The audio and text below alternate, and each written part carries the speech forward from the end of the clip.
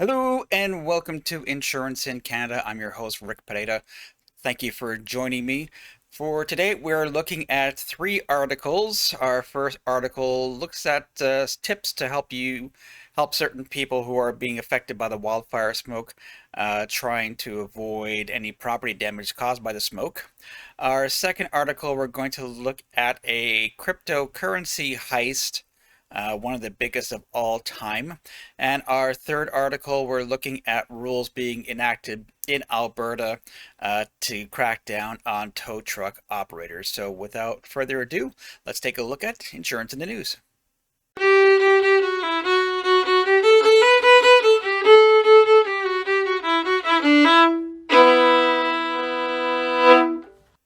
So our first article today talks about things you can do to try and deal with the smoke from the wildfires.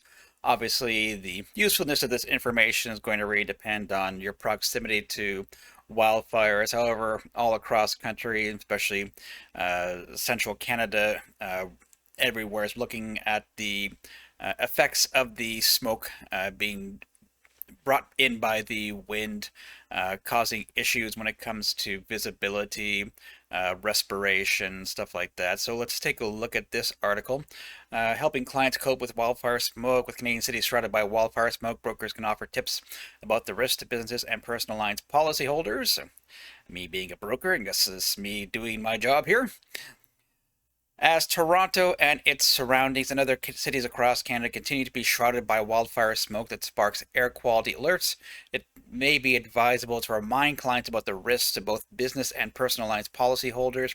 Among the protective measures clients should take are wearing masks and gloves when air quality reaches hazardous levels, says Jim Mandeville, disaster recovery expert at First On-Site Property Restoration. Yep, that's particular tip. That's going to depend on uh, your health situation. I'm not sure about the gloves part, but definitely the wearing the mask part. Depending on your state of health, you know yourself best. So take that particular tip with a grain of salt. Furthermore, homeowners or business clients also should keep windows and doors closed and seal them if possible. If an active fire is in close proximity, the more smoke you can keep out of a building in the first place, the better. If active fire is in close proximity, I don't, yeah, seal your doors and windows and get out of there. So that should be your pressing concern is exiting the area where the fire is in close proximity as opposed to worrying about the smoke. Also, set up air purifiers that can remove particulate matter from the air and change filters on central heating and cooling systems often every few days or weekly, depending on severity of smoke and air quality, he says. And that's a good point. Uh, your furnace, regardless of how it's powered, electric, oil, gas, it's going to have some sort of filter. There is a schedule on when to change that filter. However, with the smoke particulate, you may want to keep a closer eye on your furnace filter and consider maybe exchanging that on sooner than what you usually do, because that filter gets clogged up, it's going to affect the performance of your furnace air conditioning air exchangers. So keep that in mind. Keep a closer eye on that filter now that we have to take and consider the particulates from the smoke from the forest fires. Recently, the company conducted a wildfire survey finding 63% of Canadians are worried about the damage caused by wildfires, and that 65% are worried about wildfire smoke. Mandeville offers additional tips for clients dealing with damages related to wildfire smoke. They include: when cleaning, keep in mind the environment being worked in might not be safe. Wear a mask or even a respirator and always wear gloves. Smoke likes cold air, so the coldest areas of a home are most likely to suffer smoke damage. When trying to figure out how much smoke damage is in play, wipe down a window with a white tissue. If the tissue is light brown or brown, that's normal household dust.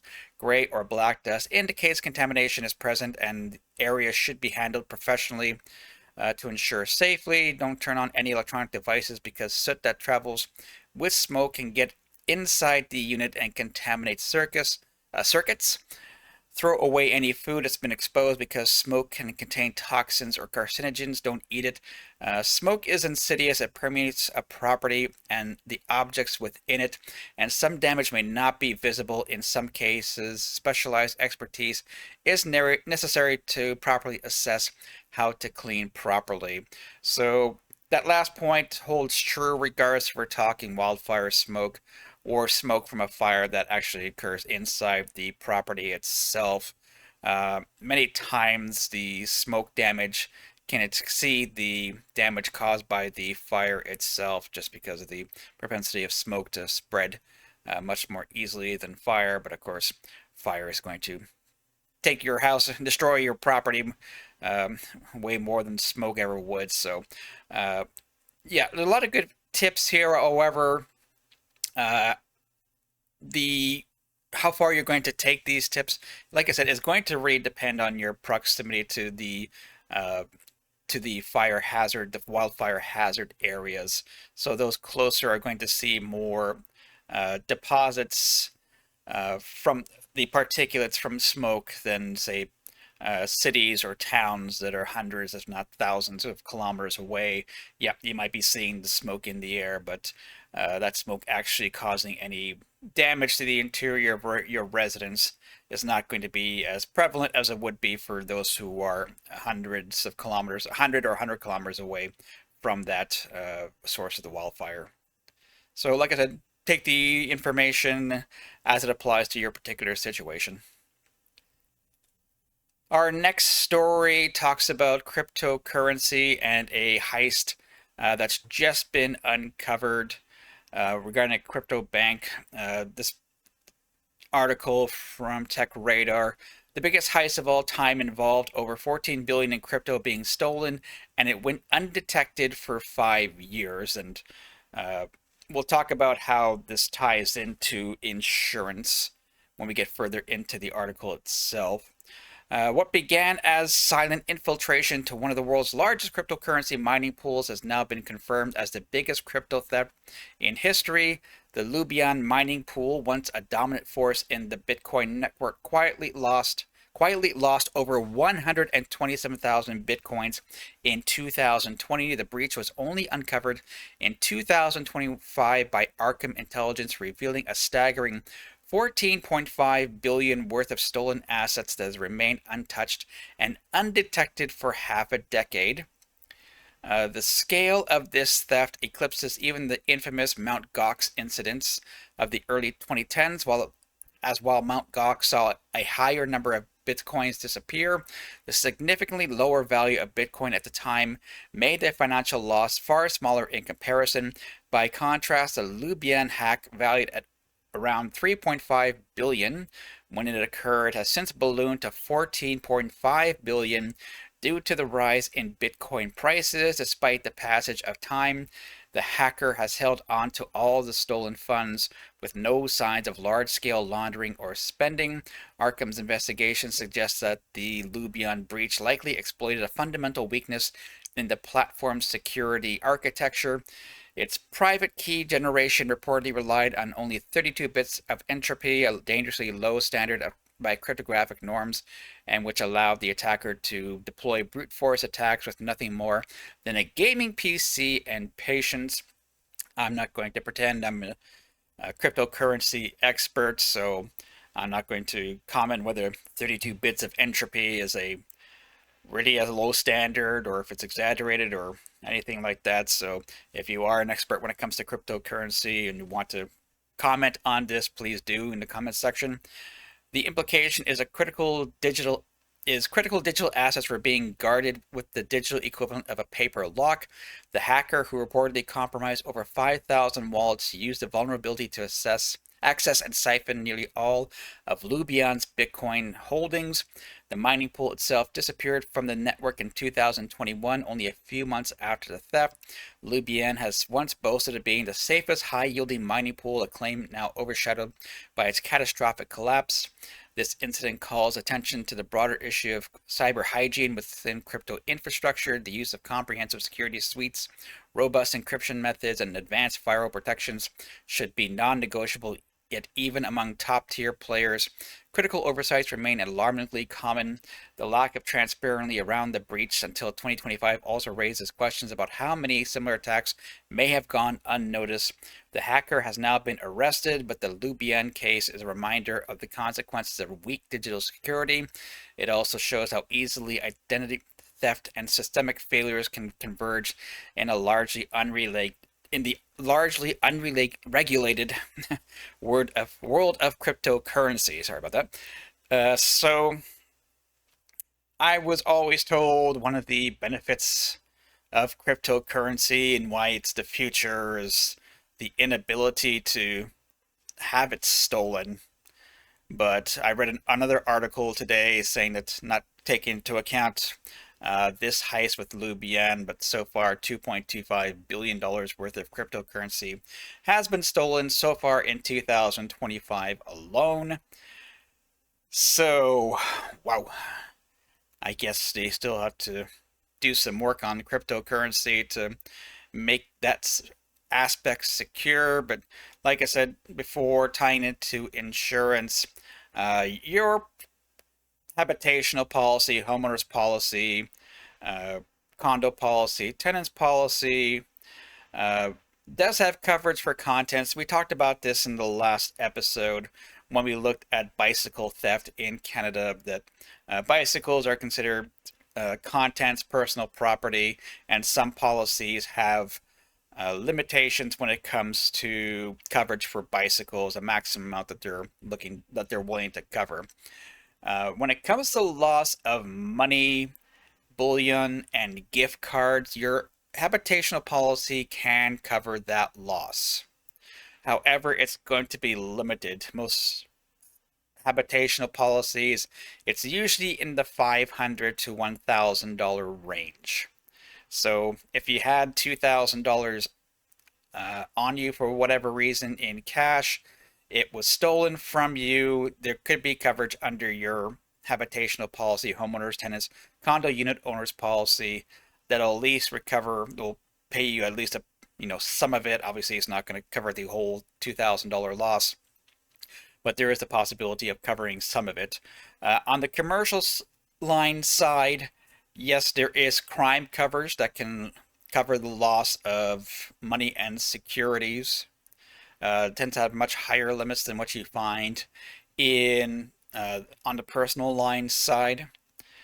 But when it comes to cryptocurrency, no. Cryptocurrency is not covered under the habitational side, and it's not covered under your standard. Now, I shouldn't say most habitational policies do not cover cryptocurrency, and most commercial policies are not going to cover loss of cryptocurrency either. Having said that, I have seen one high-end homeowners policy, so a policy that's covering homeowners for high worth individuals that did cover the loss of cryptocurrency, but it was only limited to $1,000.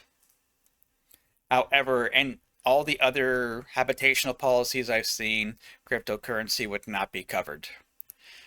There's also the CDIC, the Canadian Deposit Insurance Corporation. They cover loss of depositors' funds that are lost through a financial institution in Canada. So if a bank goes under, those deposits with certain restrictions, certain conditions, is covered by the Canadian Deposit Insurance Company. However, cryptocurrency is not covered. So if you're looking to get into cryptocurrency, great, but if it gets lost, stolen, however it happens, you are out. You're not, at this point, I don't know of any policy that's going to cover cryptocurrency to any significant value. And I've no insurance company at this point that's looking to start such a policy, just because it's the cryptocurrency being unregulated, as the article mentioned. That's not the type of property that insurance companies are really looking to add to any policy or even create a standalone policy to cover, as far as I know. If you know anything different here in Canada that might be in the works, please let me know in the comments section. But as I said, cryptocurrency, it's a risk. The usefulness of this, maybe I'm too old to see it. I mean, you really can't buy anything much with cryptocurrency.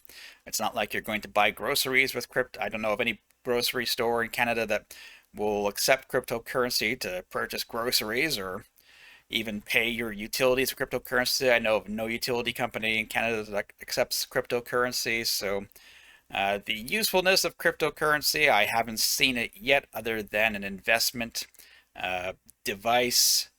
But at this point, it's not quite there yet when it comes to security, in my opinion. But if you feel differently, please let me know your opinion in the comments section. And our last article for today comes from Alberta. We love talking about Alberta in this show because you guys just have so many interesting things going on in your province. So we talked about previously in a previous episode about the tow truck industry in Alberta, issues when it comes to people being scanned by tow truck operators, and how a lot of that was coming from Ontario moving out to Alberta. And I was mentioning that, every province really needs to crack down more on the tow truck industry, and it appears that Alberta's trying to take some steps after Ontario started taking steps. So let's take a look to see what they're doing. So Alberta's tow truck crackdown targets post-collision insurance costs. New rules introduce an exclusion zone around collision sites. Alberta's new towing regulations, effective August 8th, so that it was a couple of days ago that it came into effect, are set to limit the impact of predatory towing on insurance claims and premiums. The rules introduce a 200-meter exclusion zone around collision sites, banning tow truck drivers and their agents from offering services unless invited by first responders or the vehicle owner. Violators face a $1,000 fine. The move addresses long-standing industry concerns about inflated towing charges, sometimes reaching $2,500 for unrequested services. These charges often end up in insurance claims. While insurers typically pay these costs, they can lead to higher premiums for drivers and add complexity to the claims process. Transportation Minister Devin Dreeshen said the measures target dishonest behavior and mark the first step in broader reforms. The last thing someone needs after a collision is to be taken advantage of by aggressive tow truck operations charging excessive fees. And I totally agree with that. It's deplorable to how some people will just take advantage of others when they're in a situation that they're at a low point, and this is the last thing that they really need when they're in this sort of situation. Back to the article. For the insurance sector, the regulations could reduce average claims costs and the frequency of disputes over towing charges, particularly in auto physical damage and liability lines. The changes may also lead to faster claim settlement as adjusters face fewer contested invoices. Nicole Chapdelaine, Deputy Chief of the Edmonton Police Service, noted that several arrests have already been made in connection with predatory towing and reminded drivers of their right to choose their own tow provider. This increased public awareness could further support insurers' efforts to control lost expenses. Michelle Chimko, President and CEO of the Alberta Motor Association, welcomed the reforms, saying they will protect the reputation of legitimate operators and restore trust in roadside services for insurers. That could translate into improved customer satisfaction during the claims process, which is a critical touch point for policyholder retention. The Alberta government has indicated that more measures may follow, signaling potential future changes that could further affect claims management and motor insurance costs. For now, insurers operating in the province will be watching closely to see whether the new rules lead to measurable reductions in towing-related claim payouts over the next policy cycle. if effective, Alberta's approach could serve as a model for other provinces facing similar challenges in curbing post-collision cost inflation. So an interesting idea coming out of Alberta. Here in Ontario, there are certain highways, especially the Queen Elizabeth Way, where only certain tow truck operators are allowed to operate in certain sections of the Queen Elizabeth Way. So that was one way for that's one step that the Ontario government enacted to try and combat predatory tow truck practices. But that only applies on certain highways in certain sections. So Alberta's idea is very intriguing. 200-meter exclusion zone around any collision site seems to be a bit more practical than trying to regulate having only certain tow truck operators operate on certain sections of certain highways. So it'll be interesting to see what drivers respond to after this has been in effect for a while, because I'm sure many drivers in Alberta might not realize that this is come into effect. So there might be an education program that the Alberta government has to enact to inform drivers of this exclusion zone and how any tow truck operators that approach them in this exclusion zone after being in an accident. Now, it doesn't state if it just says around collision sites. So it doesn't mention anything if somebody's vehicle just breaks down mechanically, not because of a collision, just because of a mechanical breakdown, whether that same exclusion zone still applies or is this only for vehicle collisions. So it'd be interesting to take a look at, because that's also, a situation that people don't want to be taken advantage of when their vehicle breaks down at the side of the highway.